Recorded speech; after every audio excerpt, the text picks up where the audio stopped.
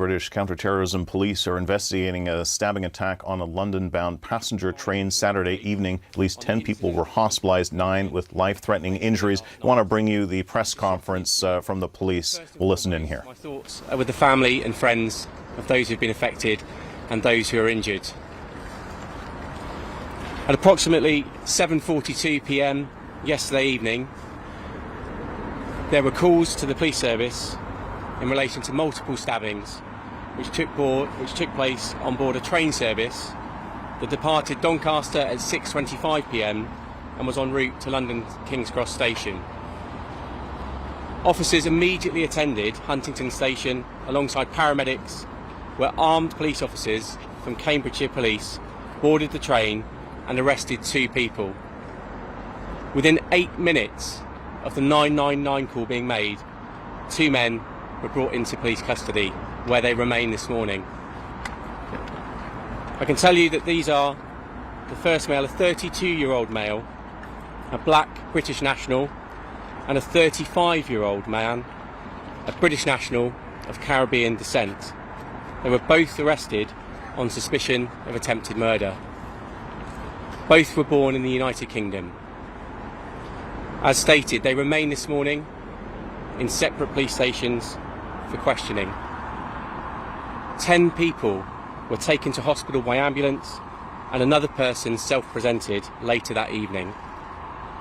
While 9 were initially believed to have life-threatening injuries, following assessment and treatment, 4, thankful to say, have been discharged.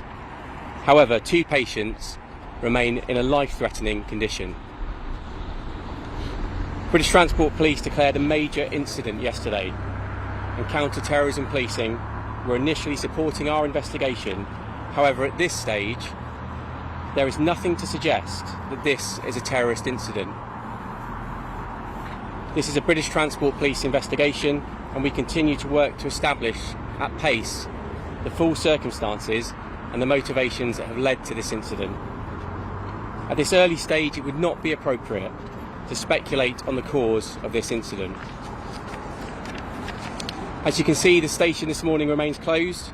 However, we expect trains to be passing through the station this morning. Passengers will see a high visibility presence of police officers at stations and on trains throughout today, up and down the transport network. Our officers are there to reassure the public and to address any concerns they may have. I'd like to thank the public personally for their patience and their cooperation.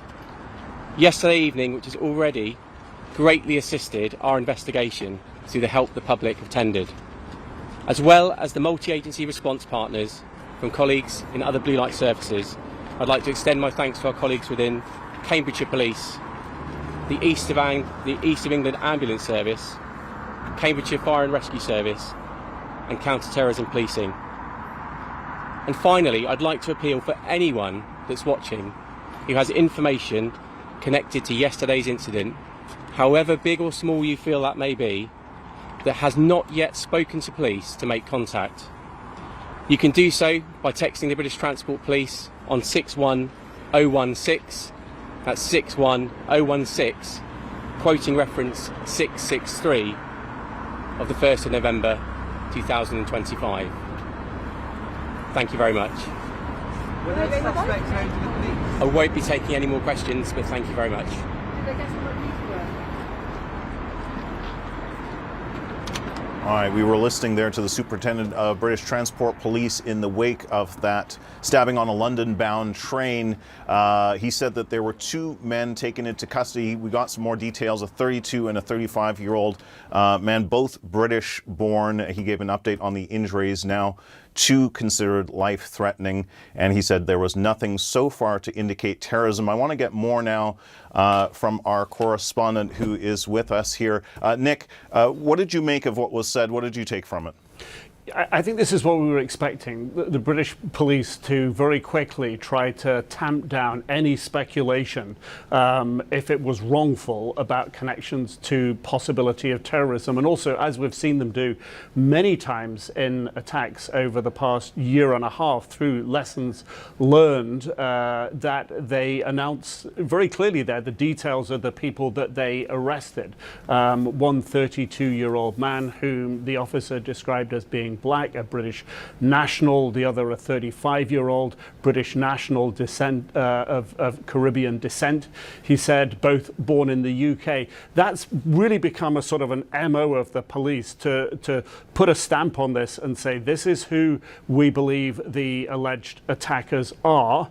So stop speculating about who they are. That's very clear. And also very clearly saying, although the counterterrorism police were involved at an early stage, saying that there's no indication at this point to indicate that this is counterterrorism related. But the short nature of the press conference there, the details only, the no questions, I think, again, is an effort to just sort of provide some information, not get into the realm of speculation, because the police, they're not giving yet an indication of why these two men, or one of these two men, actually perpetrated this attack.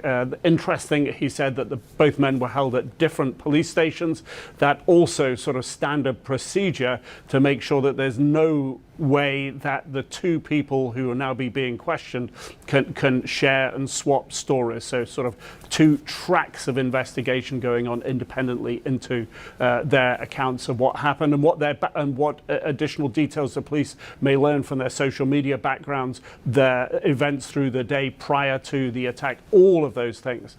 But it was quite a short press conference, only a few details, and of course, as you say, a recap now on the number of casualties. Initially 10 injured reported, 9 reported with life-threatening injuries. 4 people, he said, now been, thankfully, he said, discharged from hospital, and only 2 remaining in life-threatening condition. Very serious in of itself, of course. Yeah. Nick Robertson, really appreciate you bringing us the latest there. Now, for more perspective on this, we're joined from London by Dal Babu, a former Chief Superintendent for the Metropolitan Police. Thank you so much for being here with us. You commanded firearm operations for the Met Police for many years. When officers stormed that train last night and faced a suspect with a knife, I mean, give us an idea of what would have been going through their minds in those critical moments. Yeah, so this is a train that was travelling from the north of England to London. During the journey, it became clear that there were 2 suspects. One we definitely know was armed with a knife, who was randomly stabbing people. We know that people had really horrific injuries. 9 of them are life-threatening of the 10. We know the suspects have been detained. In Britain, we have very, very strong laws against gun ownership. So that means that the weapon of choice for people when they're wanting to cause harm is often a knife. If you can imagine if guns were freely available in this country and somebody had a gun and was marauding through a train, the injuries would have been much more horrific and much more in number. So the knife attack is a challenge that this country has to face. The police are not routinely armed, but armed officers did attend the scene. The train was pulled into an unscheduled stop, which allowed the passengers to disembark and then the police to deal with the suspects. So, as we understand it at the moment, we went for a police conference just to update us. As we understand it, 10 people have been injured, 9 seriously, and we have 2 suspects detained. Mm-hmm. And counter-terrorism police are involved with this investigation. I mean, what does that tell us about what they're looking at this stage of the investigation? I think it would be probably too much to read into it that this is a terrorist incident at this stage. I think counter-terrorism police are very well resourced in this country, so they'd be assisting in the investigation. But the primacy is that on trains, British Transport Police have the lead, and they'll be responsible for investigating this matter. The incident happened within Cambridgeshire, and we have 43 forces across the country. Cambridgeshire is one of those forces, so their officers attended the scene before British Transport Police officers. So it'll be a combined effort by Cambridgeshire Police and British Transport Police. And what will those investigators be focusing on right now in sort of these first crucial hours after this attack? Yeah, so it'll be about maintaining the crime scene, which is the train. That will cause huge amounts of disruption on the rail network. They'll be securing the platform area where the suspects were detained, and they'll want to focus on getting as much CCTV images from the train, from the surrounding areas. They'll be interrogating information on the 2 suspects that have been detained, and they'll get ready to start interviewing them with a view for preparing a case for the Crown Prosecution Service to make a decision. So this is much more slow time. I think the difficulty we have at the moment is responsible news agencies will check information before they share it, but on social media it's a bit like the Wild West. People have got all kinds of conspiracy theories.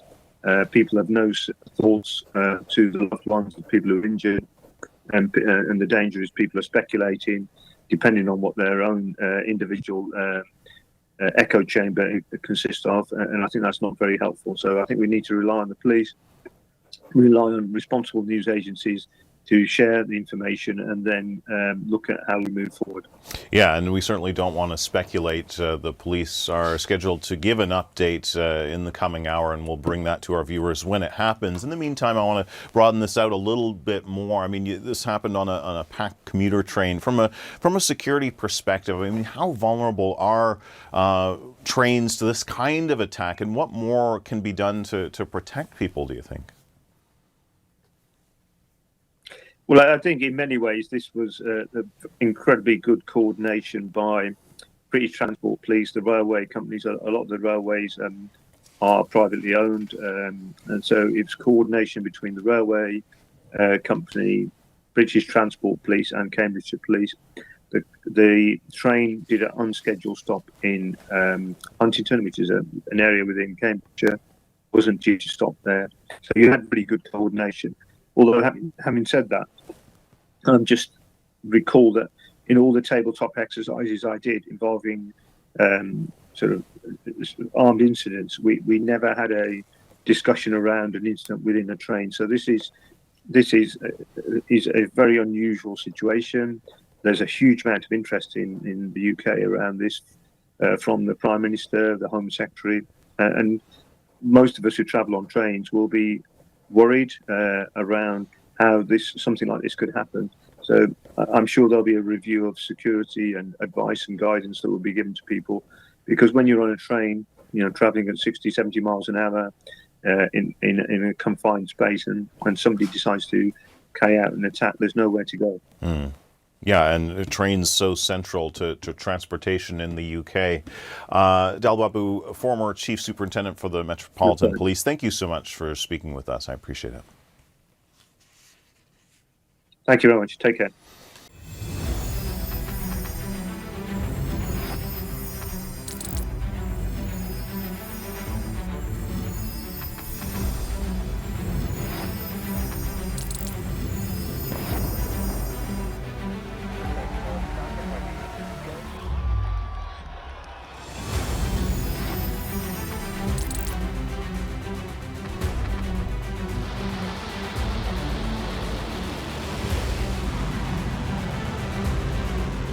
Fighting so long and so hard that they don't know what the they're doing.